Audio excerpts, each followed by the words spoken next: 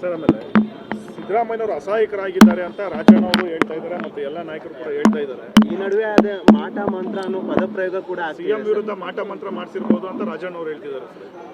ಅದು ಗ್ಯಾರಂಟಿ ಅಂತ ಕಾಣಿಸ್ತಾ ಇದೆ. ಯಾಕಂದರೆ ಸಿದ್ದರಾಮಯ್ಯನವರು ಒಂದು ರೀತಿ ಕಳೆದ 2 ವರ್ಷದಿಂದ ಮಂಕಾಗಿದ್ದಂಗೆ ಕಾಣ್ತಾ ಇದ್ದಾರೆ. ಮೋಸ್ಟ್ಲಿ ರಾಜಣ್ಣವ್ರಿಗೆಲ್ಲ ಗೊತ್ತಿರಬೇಕು ಯಾರು ಮಾಟ ಮಂತ್ರ ಮಾಡಿಸ್ತಾ ಇದ್ದಾರೆ ಅಂತೇಳಿ. CM ಚೇರ್ಗೋಸ್ಕರ ಎಲ್ಲ ಮಾಟ ಮಂತ್ರಗಳು ನಡೀತಾ ಇದೆ ಅಂತ ರಾಜಣ್ಣವರು ಹೇಳಿರೋದು ಅರ್ಥ. ಅದರಿಂದ ರಾಜಣ್ಣವರ ಹೇಳಿಕೆ ಅವ್ರಿಗೆ ಯಾಕಂದರೆ ಸತ್ಯವನ್ನು ಸತ್ಯದ ಥರ ಹೇಳೋಕ್ಕೆ ಹೋಗ್ತಾ ಇರ್ತಾರೆ ಅವ್ರು ಯಾವಾಗಲೂ. ಅದರಿಂದ ಸತ್ಯ ಹೇಳಿದ್ದಾರೆ ಅಂತ ಅನಿಸುತ್ತೆ.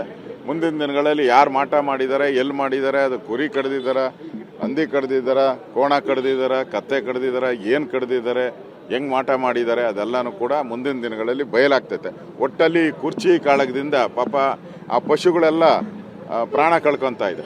ಈ ಕುರ್ಚಿ ಕಾಳಕ್ಕೋಸ್ಕರ ಪಶುಗಳೆಲ್ಲ ಬಲಿ ಆಗ್ತಾ ಇದೆ. ಅದು ಭಾಳ ನೋವಿನ ಸಂಗತಿ.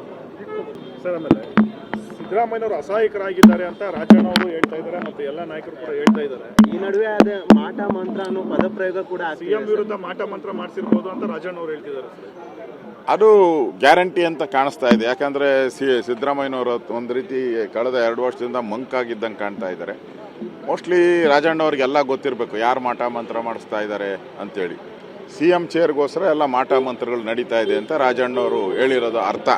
ಅದರಿಂದ ರಾಜಣ್ಣವರ ಹೇಳಿಕೆ ಅವ್ರಿಗೆ ಯಾಕಂದರೆ ಸತ್ಯವನ್ನು ಸತ್ಯದ ಥರ ಹೇಳೋಕ್ಕೆ ಹೋಗ್ತಾ ಇರ್ತಾರೆ ಅವ್ರು ಯಾವಾಗಲೂ. ಅದರಿಂದ ಸತ್ಯ ಹೇಳಿದ್ದಾರೆ ಅಂತ ಅನಿಸುತ್ತೆ. ಮುಂದಿನ ದಿನಗಳಲ್ಲಿ ಯಾರು ಮಾಟ ಮಾಡಿದ್ದಾರೆ, ಎಲ್ಲಿ ಮಾಡಿದ್ದಾರೆ, ಅದು ಕುರಿ ಕಡ್ದಿದ್ದಾರ, ಹಂದಿ ಕಡ್ದಿದ್ದಾರ, ಕೋಣ ಕಡ್ದಿದ್ದಾರ, ಕತ್ತೆ ಕಡ್ದಿದ್ದಾರ, ಏನು ಕಡ್ದಿದ್ದಾರೆ, ಹೆಂಗೆ ಮಾಟ ಮಾಡಿದ್ದಾರೆ, ಅದೆಲ್ಲನೂ ಕೂಡ ಮುಂದಿನ ದಿನಗಳಲ್ಲಿ ಬಯಲಾಗ್ತೈತೆ. ಒಟ್ಟಲ್ಲಿ ಕುರ್ಚಿ ಕಾಳಗದಿಂದ ಪಾಪ ಆ ಪಶುಗಳೆಲ್ಲ ಪ್ರಾಣ ಕಳ್ಕೊತಾ ಇದೆ. ಈ ಕುರ್ಚಿ ಕಾಳಕ್ಕೋಸ್ಕರ ಪಶುಗಳೆಲ್ಲ ಬಲಿ ಆಗ್ತಾ ಇದೆ. ಅದು ಭಾಳ ನೋವಿನ ಸಂಗತಿ.